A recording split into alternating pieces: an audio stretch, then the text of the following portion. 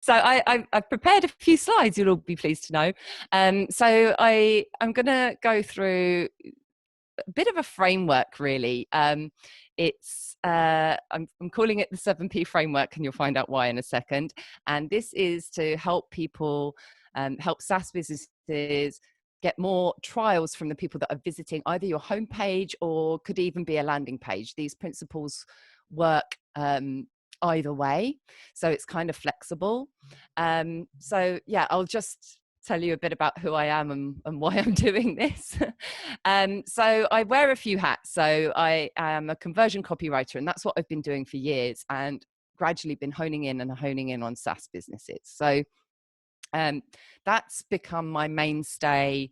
For the last few years, I've been writing copy for 7 years. Before that, I used to work at ad networks. So I was looking at landing pages and ads and conversion rates and things all day long, managing 60 campaigns at a time.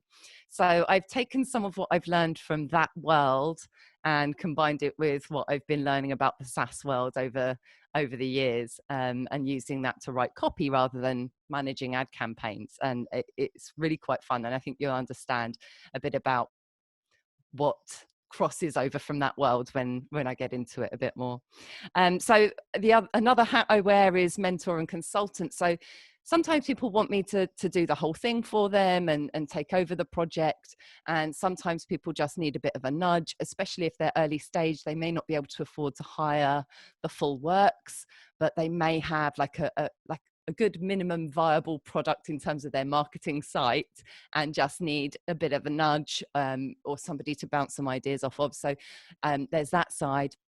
The product onboarders is where my friend Mark Colgan and I noticed there's a bit of a gap between the marketing sites, the onboarding flow, and then retaining your customers. And people seem to hire different consultants for different parts of that flow, and actually it all needs to work as one. So I'm going to be going through this presentation is kind of like that initial part of that flow, and I'm going to be talking for a long time. So but I'll be talking for a long time because it's quite easy when I've got one person's site in front of me to check things off based on experience.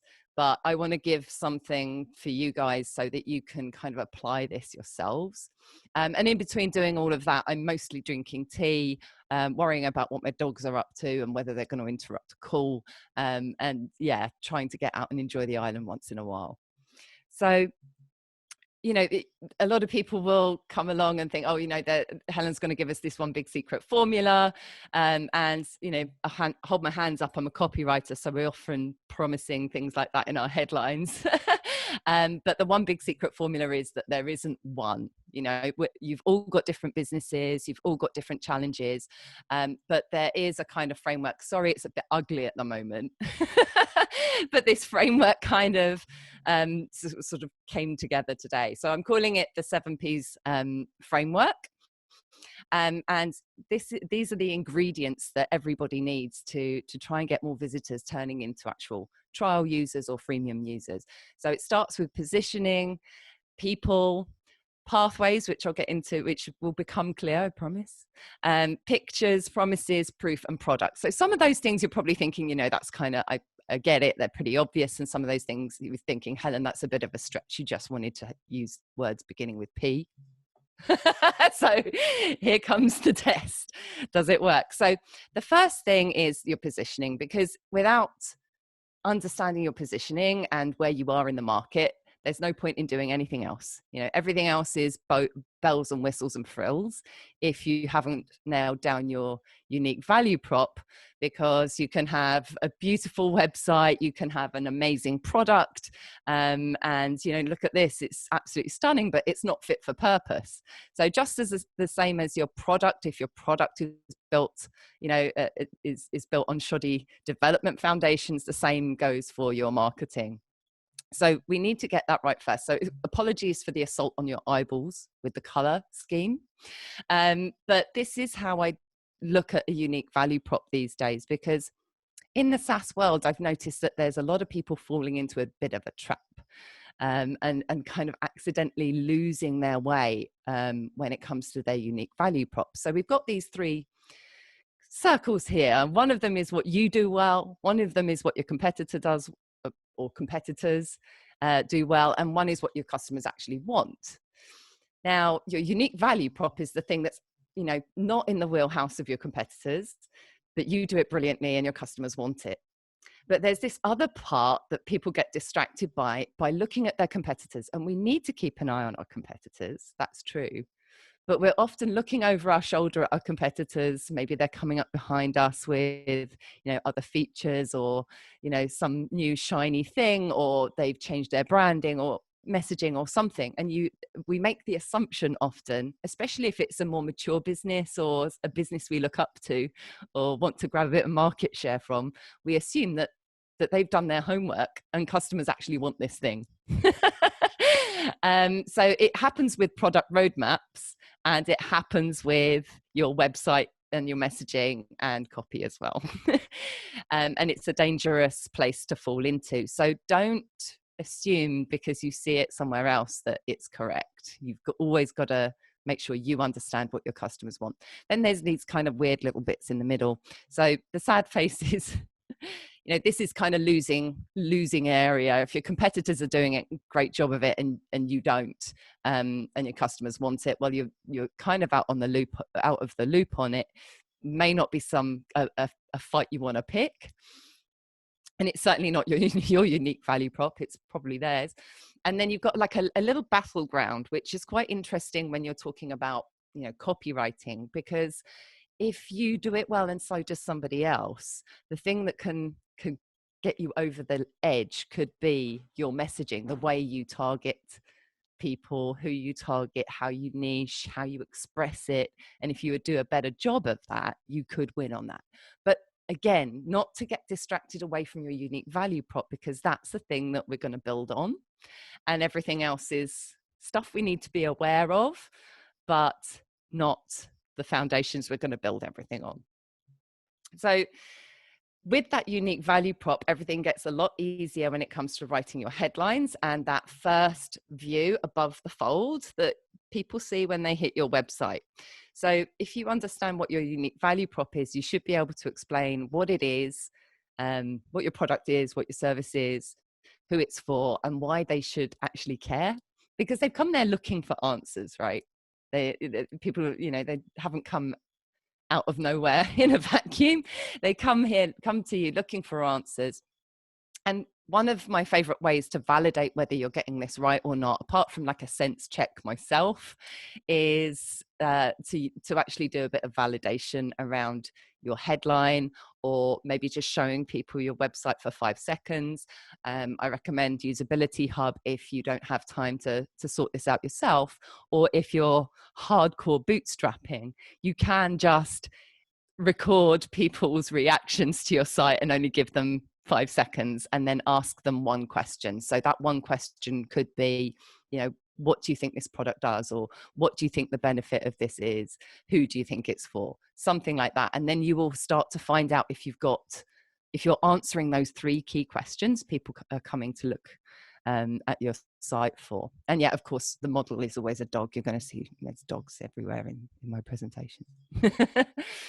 So the next P after positioning is the people, right? So this is where my B2C thing sort of comes into play, because, I'm often working with B2B businesses, and we often think that we have to do things in a different way to B2C, and to a degree, maybe. But Spock is my poster boy for making this point. So Spock was actually half human, half Vulcan, in case you're not all Trekkie fans. So, he's got this he gets a bit puzzled sometimes by human emotion, and he's very logical, but he's a lot more emotional than most of his Vulcan family. And it's on a scale, right? So we do make decisions based on logic, of course, especially when it comes to business. We're not, we don't want to fritter money away. We don't want to embarrass ourselves. Maybe if somebody on the buying committee, they're reporting into people, they've got to prove that they're not making silly decisions.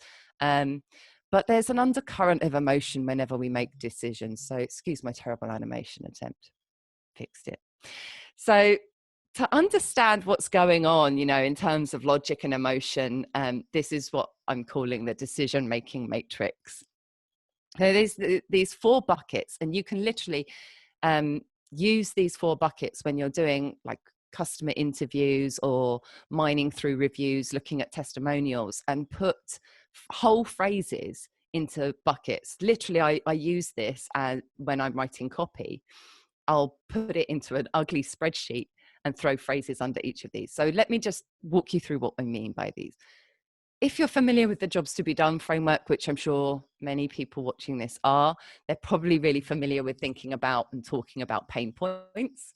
Where your user is before they discover your product or before they get to use your product. What is it that's driving them crazy? So let's take invoicing as an example.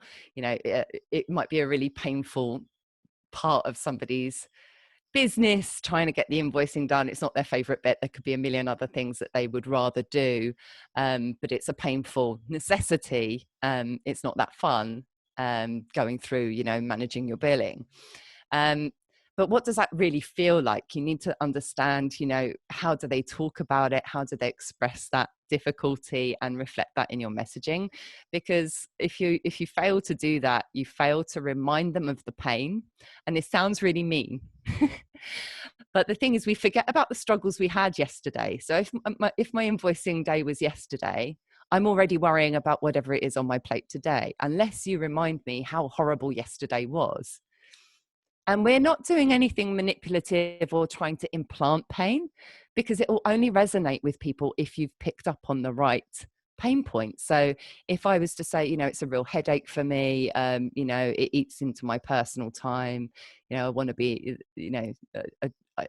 I get frustrated, these are the kinds of words, and this is what I mean by using emotion in the decision-making process. They're not just going, oh, I need an invoicing tool that checks these boxes, these feature boxes. Then on the other spectrum, you've got desires, or the outcome that they want, the job to be done. And the job to be done is usually there's a couple of layers. So on the surface with invoicing, it might be, I want to get my invoices out quicker and for them to look smart in front of my clients. But the underlying desire, it could be, I want to get my invoicing done so I can sit down and help the kids with their homework for once. Or it could be, I want to get the invoicing out of the way so I can grow my business and buy that super yacht that I've seen the influencer I love, showing off on. So those are emotional. They're not logical, but people are bringing both of these things to the table when they're deciding. I'm not saying, I'm not saying you necessarily need to write on your page, buy this invoicing tool and you can buy the super yacht next year. But you need to understand all of this that's going on to make it effective. Then, and often these 2 down the bottom often get forgotten when we apply the jobs to be done framework to writing copy and thinking about our marketing. So something happens to make people can live in this struggle zone for a really long time and put up with it. Inertia is a really big problem. And at the moment, we're talking about getting people to convert on a free trial or a freemium product. And you're sitting there pulling your hair out thinking, this thing is free. We're telling you what problems it solves. We understand what outcomes you want. Why aren't you clicking the button? Well, often they need a bit more than, reminding of the pain and the outcomes that they want. Something usually is going to trigger their. Sorry, Helen, you've just cut out for a moment there. Oh.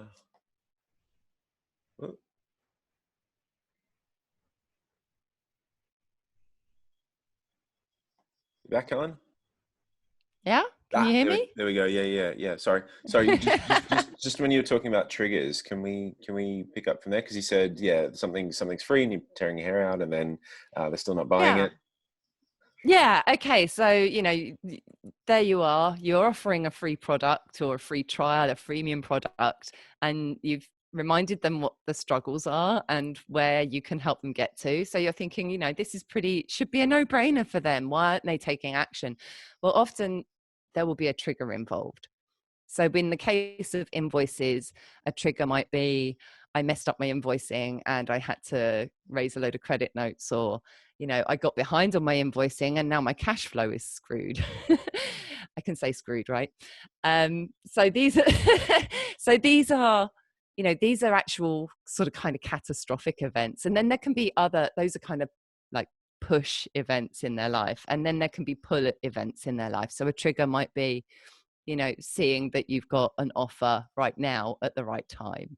And that's showing up as an ad, taking them to the landing page. So there's different types of triggers, but you need to like understand that. And you can ask people, what was the straw that broke the camel's back? I don't know if you have non-native listeners, but this is like the camel is carrying everything and doing okay with it. But then one tiny little piece extra is the thing that flips everything. So what was that final straw? That's what you want to ask people, even if they bought from you, recently. Those are the best people. And then you got this little fella down here. He's hesitating. He's not sure whether to take the plunge.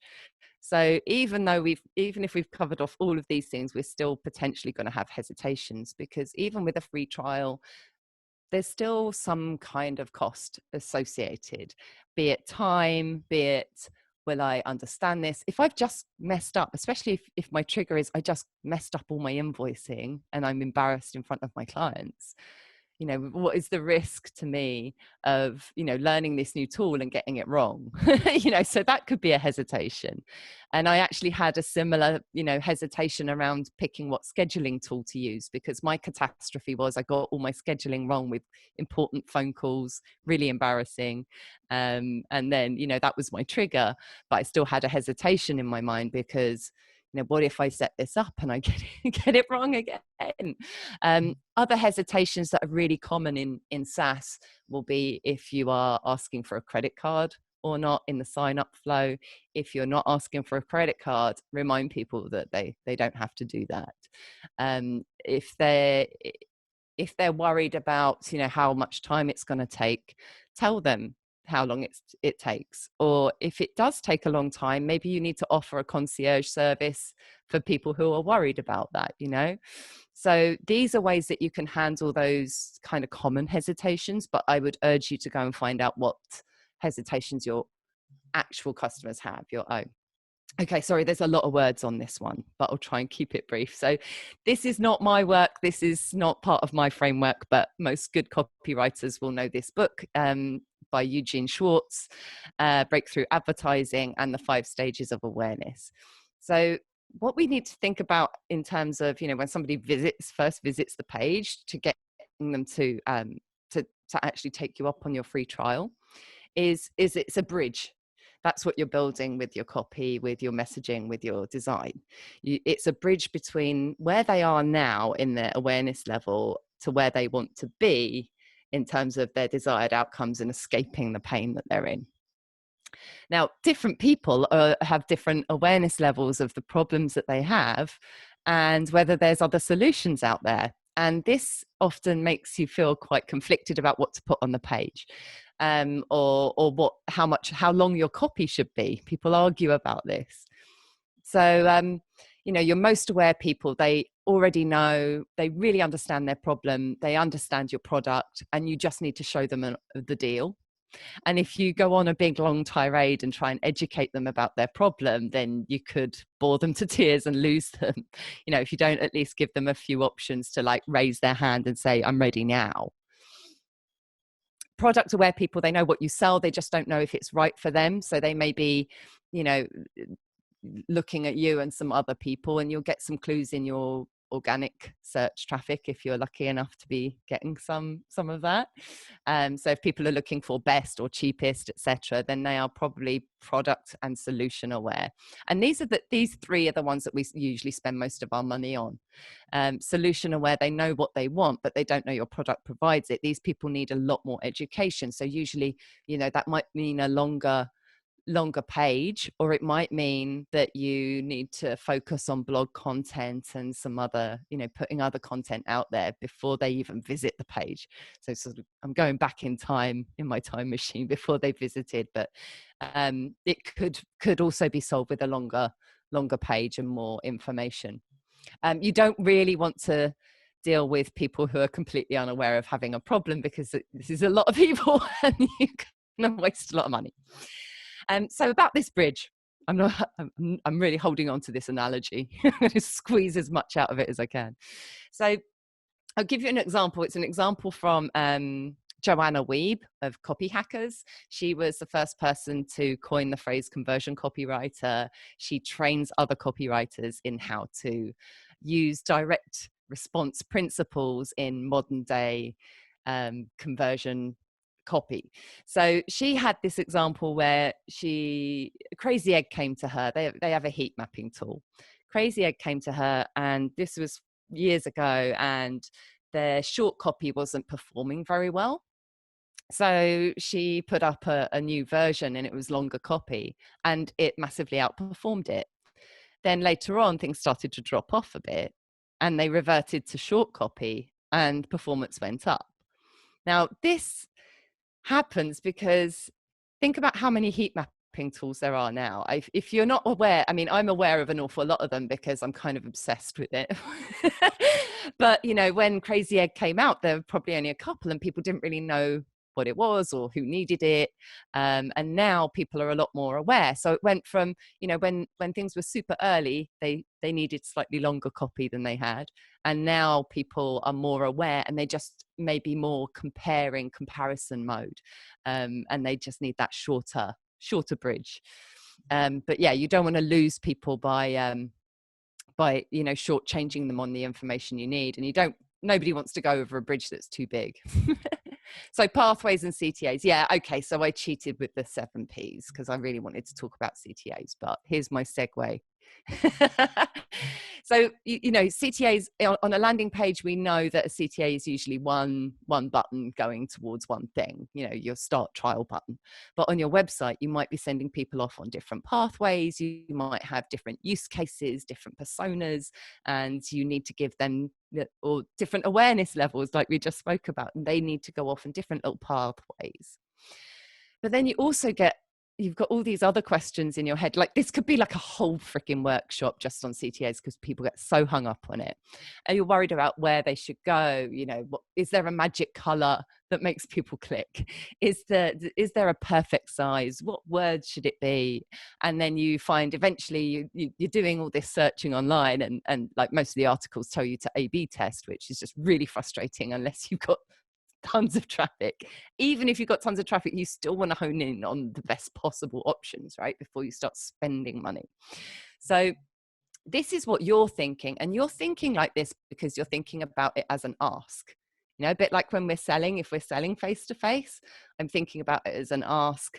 That's going to kill my confidence and maybe skew how I go about trying to close a deal. If you flip it on its head, there's one question in your client's mind when they're looking at your button and they're thinking, what's in it for me? That's all they really care about. What's in it for me if I click on this button? Am I going to get the information I need? Am I going to get to start the free trial? And if I start the free trial, so what? You know, why do I want to? You need to remind people about that. So here's an example of a CTA version that I worked on. And I wish I knew who I'd seen say this first, this call to value, because when you flip it on its head like that, instead of it being you asking for something, it's you offering something. Because remember, you're on one side of the bridge, they're on the other, and you're trying to help them over the bridge to actually get something they need or want. So in this case, you know, I didn't go with super huge button copy, but I reminded them in their own words that the people who are interested in, who need this kind of tool, this Orison tool, were sick of fighting fires. They want to go back to creation. They're creative, usually creative people, marketers. They want to wow their customers and do that good work that they enjoy, that actually makes them money, gives them kudos, makes them feel proud, right? And sick of all this back and forth and admin and communication that they were getting bogged down in. And then remind them about the 14-day trial. And then, you know, bonus points. If you don't need a credit card, then, you know, pop that no credit card required, and then you've dealt with the hesitation. So you kind of you don't leave it just up to the button. You know, sometimes you can add a little button in, pepper it through the site. But, you know, this was the one on the bottom of their page, like my last chance hotel, like get them to convert. So, yeah, think of it as a call to value and remind them the pain they're fleeing and the outcome they want. And that's why they need to click to start the trial. Okay, so I'm a copywriter. I'm not. Can you hear me? Yeah, sorry, just to jump in, Helen. Just before we move on from that, can I've got a few questions. We might save them to the end, but with this particular slide here, do you often see that a lot of SaaS pages in particular will just kind of stick a button there without enough context, or as you're calling it, a call to value around it? Is that something? Yeah, I think so. I mean, obviously we often see that we have like the free trial button usually appearing on the top of the page, and that's fine because sometimes you have hand raisers and repeat visitors to the page and everything else. So, you know, those are the people we spoke about earlier, the most aware. But there's also a bunch of people who may be less aware, and you need to kind of remind them, like, why should I start the trial? You know, even though you're addressing it in your body copy, I think it's always worth reframing it sometimes. So sometimes it's okay to have like the button peppered. You know, if you just got focusing on the one CTA, you can have it pretty much on every page view if you want to. You can try that, and it can be floating. It doesn't always have to have a load of copy around it. So for example, I'll often have like a button without lead in copy if it's coming after a testimonial or a really strong bit of copy, or like a product, something really sexy that might be like, oh, they might want it now. Yep. They might want it now. You know, so like, when are the best times to like if you're asking, you know, if you're asking someone to go out on a date, you're going to try and wait for the right moment. And if something seems right in the air, then you put your CTA in there. Yep. But you know, when it comes to the one at the end, I always try and make sure I reframe it, remind them of like the most powerful pain and the most exciting outcome that came from the research. Fantastic. Does that answer it? That's great. Yeah, perfect. So yeah, so I'm not a designer, but part of a copywriter's job is to worry about, you know, everything else that's going on the page. So, you know, luckily in SaaS we don't use these too much. I should probably get a slide together with all of the graphics where all the people look like they were drawn by the same person, but I've gone with the stock images because, you know, like, it's a curse. It really is. And the same goes with those, you know, those graphics that all look like they were drawn by the same person. They can be good if they're actually telling you something. But, you know, a lot of these pictures, it's like, it feels like people they need to fill the space and they're not sure what to put in there. So they just plonk something in, be it, you know, something pretty or a stock image. So I want to show some examples. I hope this will still work nicely. Is this really small now for you? Do I need to expand it? It is a little bit small. If you could, yeah, that's better. Much better. That better? So if you look at Hotjar, for example, they did have earlier this year. Oh, this is probably going to take ages to load now. Damn you, I thought I preloaded it. So what they have now, let's have a look at the current version first.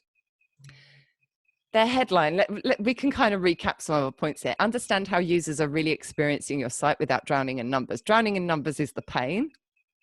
Understand how your users are experiencing your site is the outcome. And also, cleverly, this signals who it's for. Whereas the previous version, which is still loading from March, had a graphic over here and then almost kind of a false button. Now, what I mean by that is, for those who are not familiar with the term, it looks like the page is finished at the bottom of the screen and there's nothing kind of rising up here like we have in this graphic here. So now they've gone with this kind of cool animation which shows you what happens inside the tool.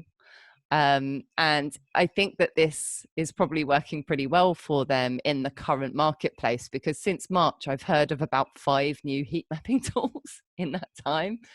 So they're probably cutting to the chase and, you know, making sure that people get this useful graphic that actually backs up their message and helps answer a bunch of questions in their visitors' minds without like slowing the page down or making people click on a video, which often they won't.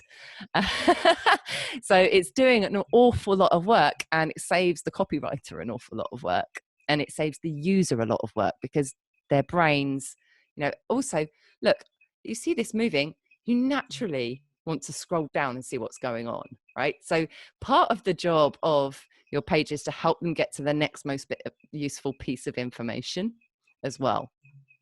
Is that ever going to load? Yes. So this was the version they had back in March, which also told me about who should be on the page. But it was kind of limiting in a way, because I'm not any of those things, but I use Hotjar all the time. And I get asked this a lot when I talk about, how to get, who it's for into the headline, because people get hung up on like, should I use a job title or an obvious persona thing? But you don't necessarily need to do that. And you can see how they've made it clear that it's for me on the new version, without having to say, and copywriters and designers and. Okay. So that was actually supposed to be about pictures, but, covered a few things off because, Hotjar have been around a while, and they help back up a few of my points. So Slack everyone is kind of familiar with, and I know it's tricky to kind of hold ourselves up to some of these mature companies. But what I love about what Slack has used for their images is that they've got lovely warm human faces on there. And it backs up the message. So, the message is about making work less complicated. They talk about the pain here in this supporting copy under the kind of creative headline. This is kind of a welcome to your new HQ. It's kind of creative. But it's backed up by all this stuff that, has got to have come from voice of customer research, messy, complicated, a place where people get work done together. That's the outcome that people want. And over here, this image is actually, again, it's animated, and it's giving me an idea of the experience that I'm going to get in the app. And then there's more product pictures below. So it's not just a boring product picture. They've added some flavor, and we tend to trust human faces when we see them on a site as well, and it feels more human. And then we've got, sorry to use Drift. I know a lot of people talk about Drift all the time, but since they champion copywriters, I champion their messaging back. So with this, it looks like a complete break from all the rules, right? Why do we have this big picture of just like a lovely looking person in a Drift shirt? What's that got to do with anything? It feels like a complete departure from everything I've just said, but it's not. Because if you rewind back to the unique value prop part of the puzzle, this fits perfectly with their branding.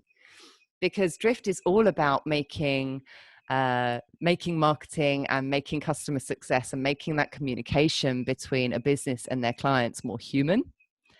And so having this big, approachable, friendly image of a person there instead of some tool that looks like something that gets between you and your customers, it's actually really cleverly making you feel invited in, like that's quite an inviting posture and face, and you feel invited in. So it's still doing its job, still telling the brand story, but they're just a bit more advanced in their journey, so they can be a little bit more they can stretch a little bit more with their images. If you're earlier on, you might need to focus first on the more obvious. Just to jump in, Helen, so when you were talking before about the stages of awareness, do you sort of get the impression that with Drift, their customers or the visitors to that site are a little bit more aware of who they are and what they do? And for sure. And works? you can, and also, how simple was that? How simple is their page now? Because they've had such a big flywheel. They owned they devised a category and owned it. So that kind of backs up that point about, everybody says, oh, I want short, snappy copy like Drift. And it's like, well, you might not be ready for short, snappy copy like Drift. Your ideal customer might not be ready for short, snappy copy like Drift. I mean, obviously we want everything to be succinct and sound cool and, appealing. We don't want to be like big wordy. We don't want to sound like Accenture. Sorry, I I'm not going to offend anyone. We don't want to sound like a big consultancy or something like that, right? We want to sound human. And I think that's something to learn from them. But absolutely, don't miss out on the fact of where they are and where you are in terms of market maturity and awareness levels of your ideal customers. So yeah, thank you. That's a good point, Ryan. Okay, how many P's left now? We're on to promises now. So a lot of people get worried, and you know, this usually comes up more when I'm doing mentoring more than when I'm writing copy, because when I'm writing copy, it comes out and I can show them, you know, the promises that they can make. Now, when I was a baby copywriter, I used to get this back to front. So I would ask my client, you know, what are the big promises we're going to make? And then go digging around looking for proof to back it up.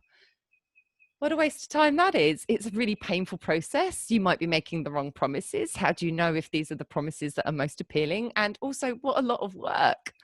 Actually, what you need to be doing is the complete opposite. Go to your testimonials first, your case studies if you're lucky enough to get that far. You know, talk to people, ask them what the outcomes were, because sometimes there'll be a surprise. We mentioned that earlier. Sometimes people are using your tool in a way you didn't expect, and you can make a big promise around that.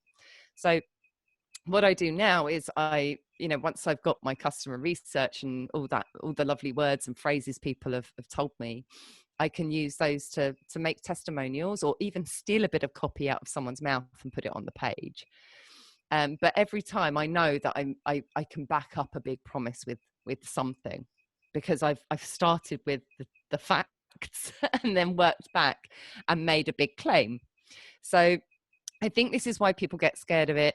But you know, this is the way around it, and there are some examples of proof. So yeah, okay, I've been a bit cheeky here. I've put in a testimonial for the product onboarders here, but you know, it's quite long in terms of, you know, it's quite long. Usually I go for short, snappier ones, but he did a 2-minute video. So if you can get people to do a 2-minute video, it's so much more trustworthy than just text on its own. But if you've got text on its own, have a headshot in there, and you know, a bit about who they are.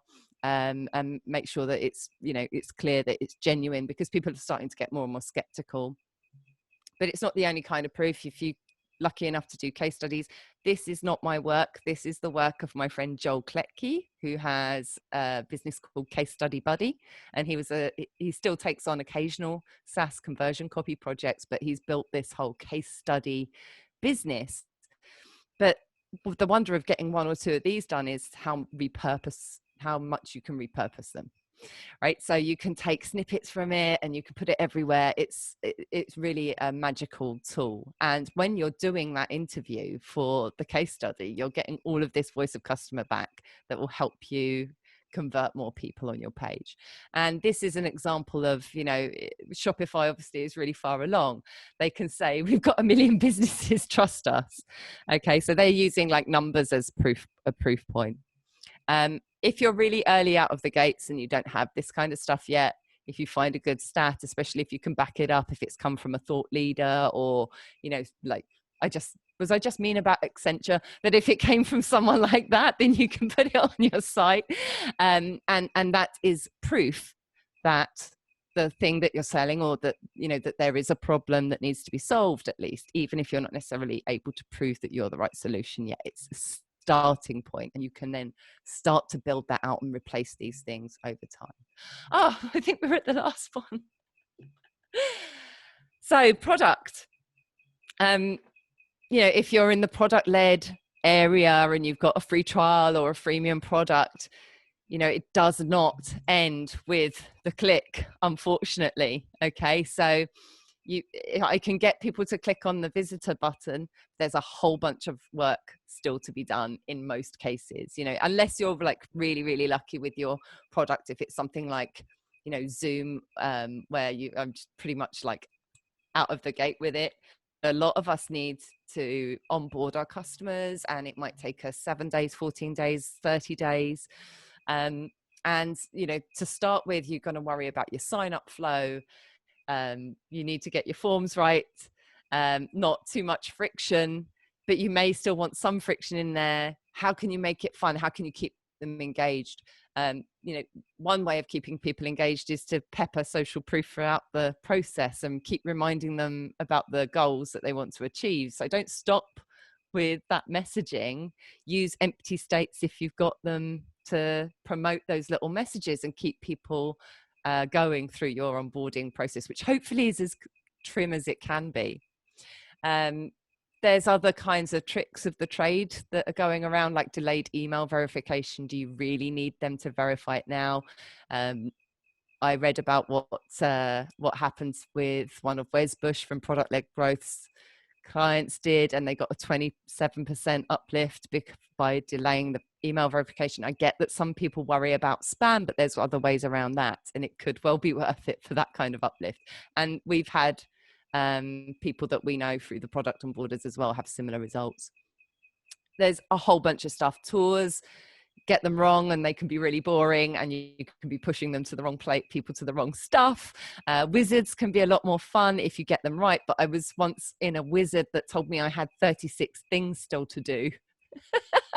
So while I'm into progress bars, they were simple things, so really it should have been like click here, here, here, and here, and then I would be done. But it was like literally broke it down into micro steps that really, you know, were quite intuitive. I could have done it myself. So be careful.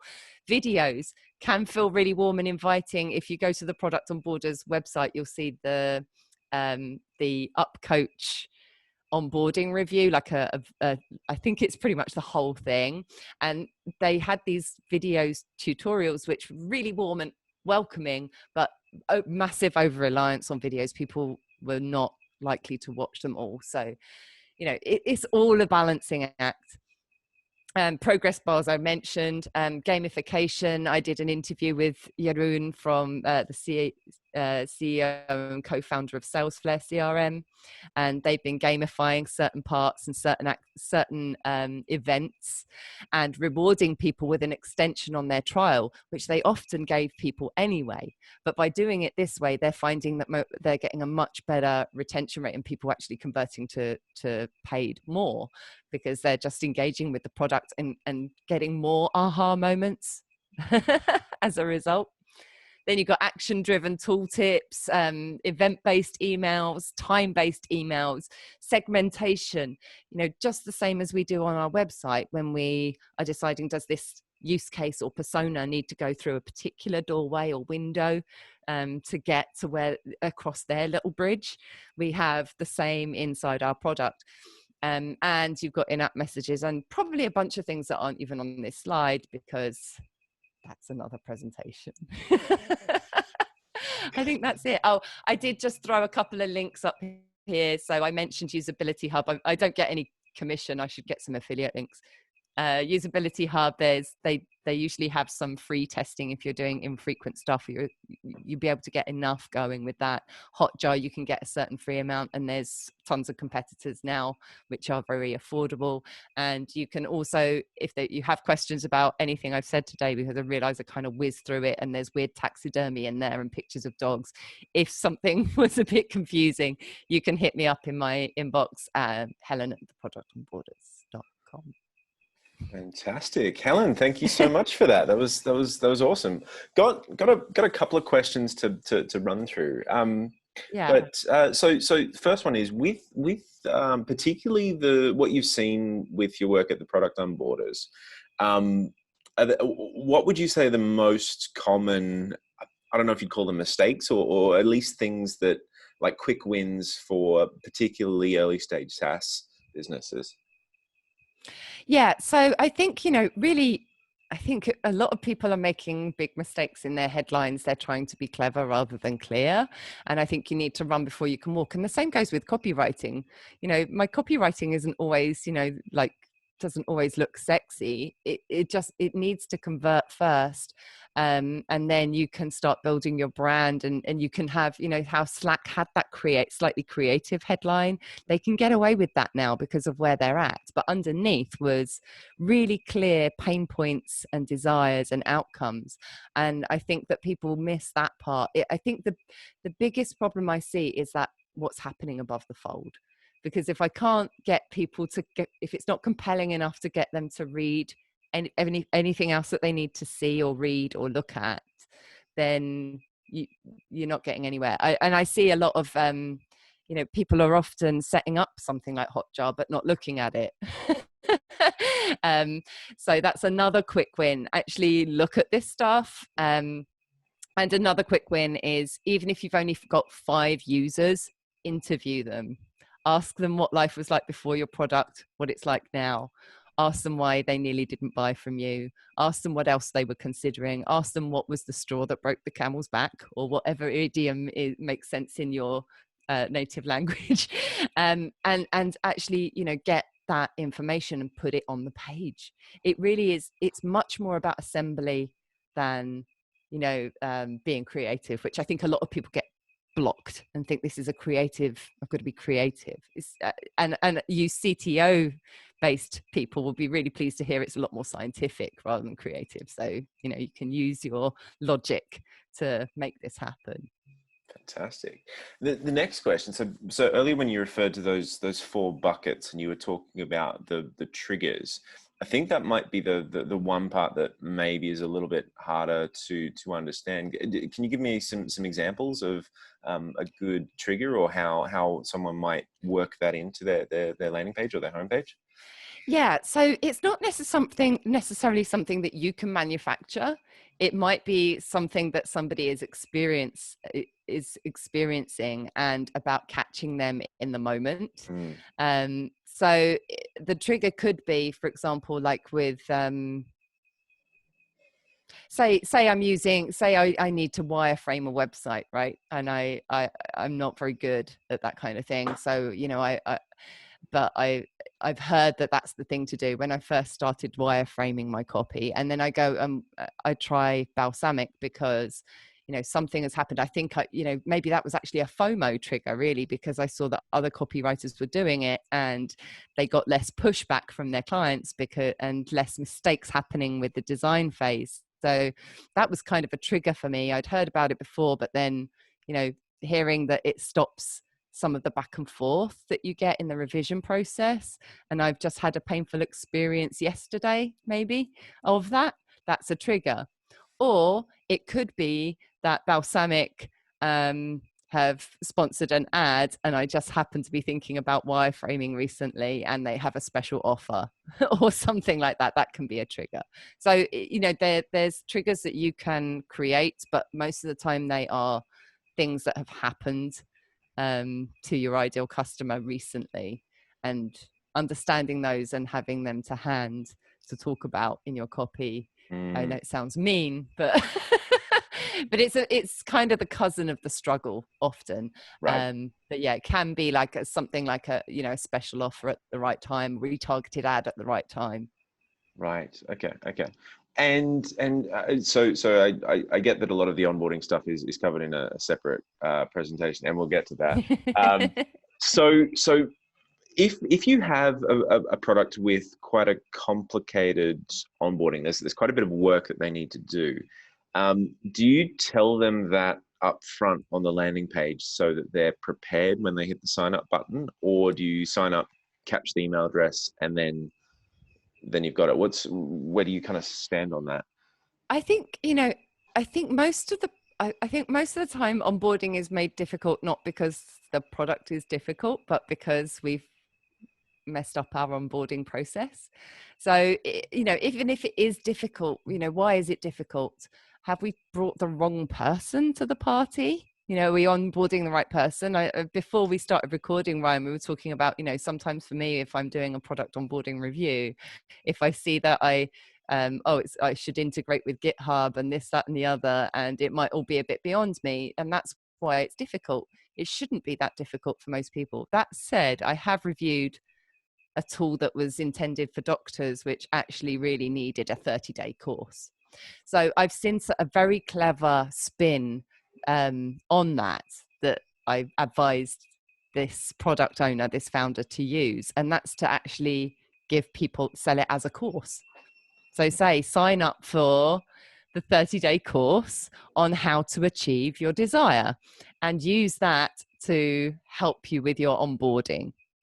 And yes, you can be upfront. I think the worst thing you can do is create a value gap, and promise something is going to be easy and then it's hard.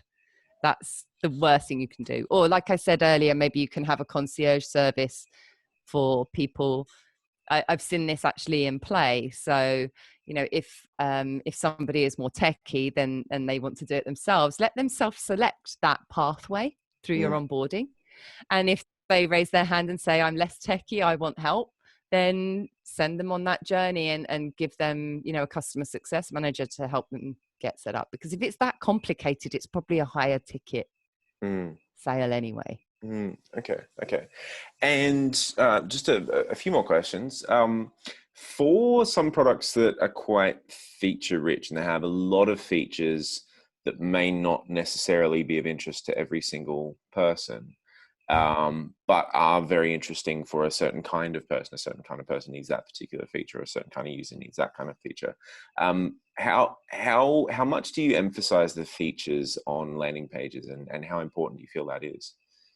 Well, if you've got separate landing pages, you're golden, because you can make it like kind of centered around one person, one promise, one CTA, and really focus in on the feature and benefit that one person would be interested in.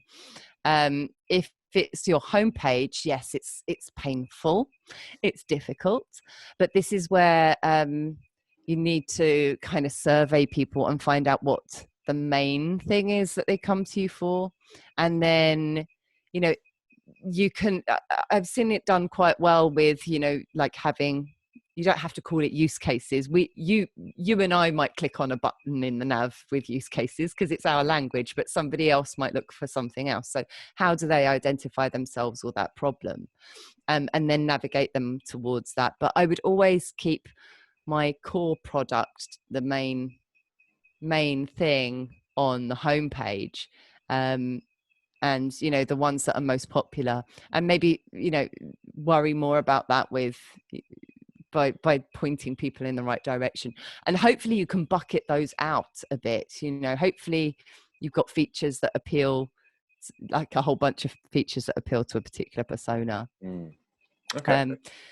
Yeah, I think there's ways of doing it. I think the biggest challenge to overcome is what should the doorways be? Should it be based on, you know, like, are the features wildly different? Are the human beings wildly different? And you know, that's how you have to decide which thing to prioritize in terms of doorways to give them, because you've got limited attention. So you can't bombard everybody with every little feature on your homepage at all. Absolutely. Okay, so last question. Can you maybe give an example of just in you work with the product onboarders, or even prior to that, one change that you made to a homepage or to a landing page that had a massive impact? Yeah, so I mean, even I can't take credit really for the product onboarders stuff. So with WooClap, for example, they told us they got a 30% uplift in activations from, they implemented suggestions that we made, and they got a 30% increase in activations within 10 days. And that's for like $99. So that's a big impact. But the thing is not to get too bogged down, because I can write a homepage that would, or a landing page that would double the conversions or 5 times the conversions, but it all depends on the starting point of that client and where they are when I come into the picture. So I could show off that, you know, something increased, like an increase of 18% might not seem like much for some stages, or an increase of 10 times might sound outlandish, but be quite possible if the landing page was, let's be honest, really sad beforehand. So I could say that I've made a big change, but it's, you know, it's not necessarily one thing that you're changing. So even with WooClap, they were changing things on their homepage and in their sign up flow, but like little things that were easy to do, not having to like bring in a whole new, you know, wizard or something like that would, or, you know, overhaul everything with a load more development, like little changes that, you know, made a decent impact on their business. Fantastic. And final question is to do with trials. So there's a few different schools of thought on having no such thing as a paid trial. You just pay to play, versus like a discount, like a $1 trial, or a 14-day free trial, or a 30-day free trial. The world's, when I first got into this stuff, 30-day free trial used to be the norm. Yeah. For some reason now Yeah, it was normal. 14. What's your stance on trials and how to package that up? Have you seen or noticed any patterns there? I haven't come across or been asked to work with anyone that has like a $1 trial yet. So I can't comment on the efficacy of that strategy. I think what I see going a bit awry sometimes is people assuming that 14 days is the right amount of time because that's what everyone else is doing, which is that useless, like the useless value prop thing. Yeah. So if it takes people longer, give them longer from the get-go. Don't try and play games with them and then, stick time on, because if they start to feel it's difficult and they're not going to get there in 14 days, then you're going to lose them anyway. And then it's so hard to get them back with your nurture. And I also think that you can kind of make things sound difficult by giving a 30-day free trial. So I understand that. It might sound like maybe it takes 30 days to learn how to do this if it seems like a complicated tool, but you don't want to shortchange people on the amount of time you give them. So I don't have hard and fast data. I just have opinions on this. And my opinions are based more on, bias psychology and not making something seem too tricky, but also not flaking out on a promise you've made. So if you're saying it can be done, to me now, I think users see if it's a 14-day trial, I should be able to get to grips with the trial and get the value you've promised me within 14 days. And if I'm not getting that, then I'm not going to stick around. So it's kind of become part of the promise. So that's where I think it's kind of interesting. That's opinion. I don't have data on that. But I'd love to hear if anybody has like data on, these $1 trials. And also I think it's perfectly valid just to get people to pay, I think, you can, if you're early and flexible, you can absolutely test it. Why not? Absolutely. You know, always go back on it. Like if people think that they're stuck with something forever, like that. But you can change. Just like you can change your copy. Especially in the early stages, that's when you can get experimental. Absolutely. All right, listen, Helen, we are just about out of time, so we might have to end things there. Let me just stop the recording.